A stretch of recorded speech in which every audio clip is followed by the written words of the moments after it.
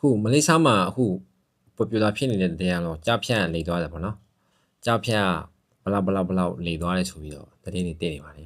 ဒါပေမဲ့အဲ့ဒီကြားဖြတ်တတိမထားမိလိုက်တာဒီကြားဖြတ်က तू ကဘဒူးလေးရှိကိုအရင်ဝင်တူးသွားလိုက်ပေါ့နော်အဲ့တော့သူတို့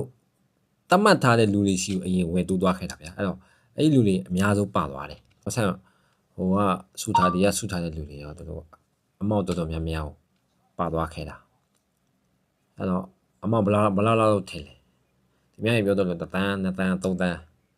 ဒါတော့အားလုံးကခက်မှချီပြောနေကြတာဗျာဒါပေမဲ့တကယ်တမ်းတွေးကြည့်ရင်တော့အမောက်တော်အများကြီးကိုပါသွားခဲ့တာပါတကယ်တမ်းတိဖို့ဆိုရတော့မယုံရင်ဒီကြားဖြတ်မှာပါသွားတဲ့လူတွေစင်း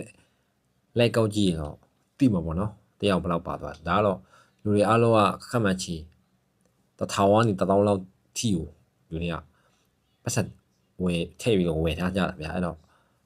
ဒါတယောက်ကို1000တွဲလောက်မှ1000လောက်ဖြစ်နေပြီဆိုတော့ဒါကျွန်တော်မြန်မာနိုင်ငံသား